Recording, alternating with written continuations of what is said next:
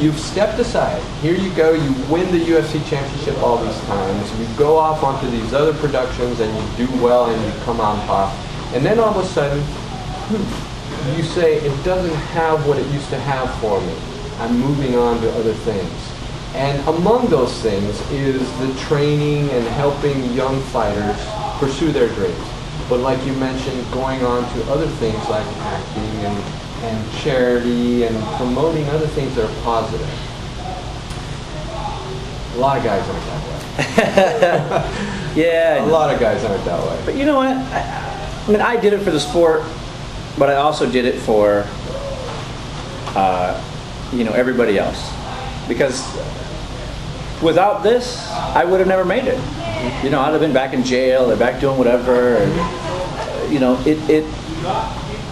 it made me who I am, and doing those things was just because it was necessary. And it came natural to you, I guess is what I'm saying. No, it's if you give me something, I got to give you something back.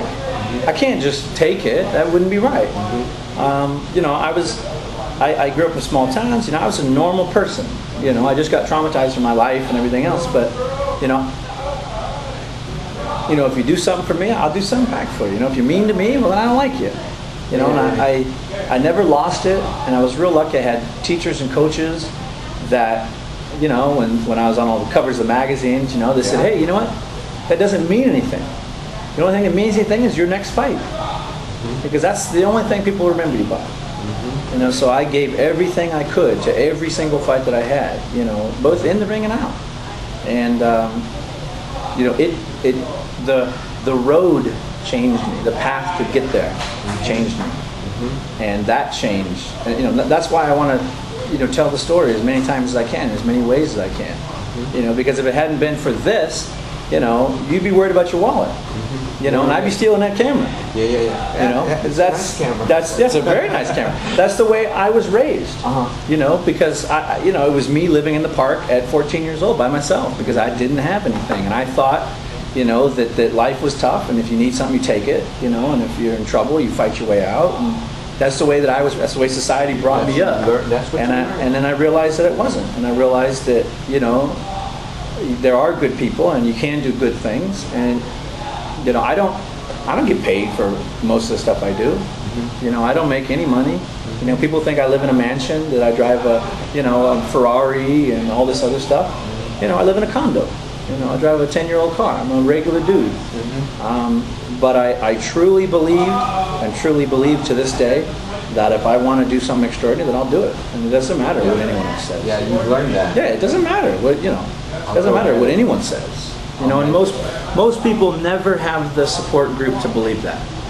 So, okay, along that line, there's got to be somebody who really inspired you a little bit more than others. Does that come to mind? Or is it a group that always inspired you? It was a group.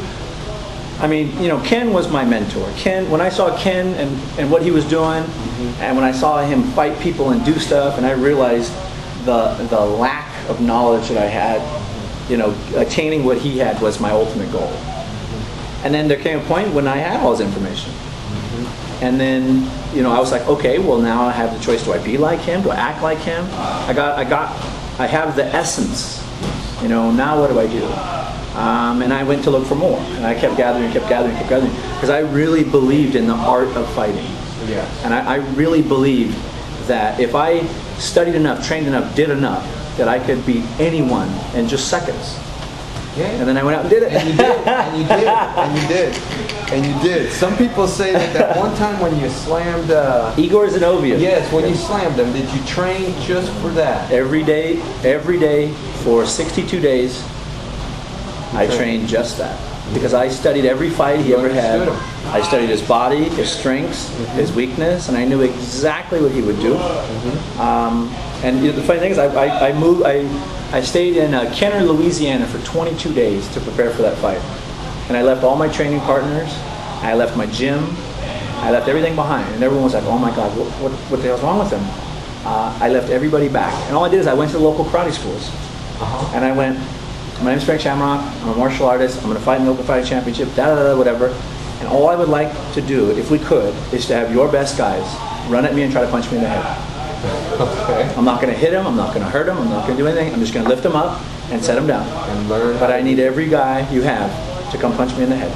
And I got 20 guys in there, and we had them all lined up. And they did everything they could. And I did the same thing every single time, every single day for 22 days. And when I fought Igor, I didn't even feel the weight of his body. I only felt my body going through the technique. It was as if he didn't exist. Let that be a lesson. Yeah. Very good. Very So, focused training. and at that time, there was huge gaps in fighting. You were a striker, or you were a grappler, or you were a wrestler, or you were there was no mixture. No cross. And I was the guy that wrote it all down and went, but wait. But look at this. Look, we got to do this. And everybody went, oh, you're crazy. Stick what you're best at. Stick, do this because we know it's successful. And I told him, I think you're wrong. And I just kept doing it. Well, we're glad you did. We're glad you did. You definitely changed the sport. You inspire people. It's been a pleasure to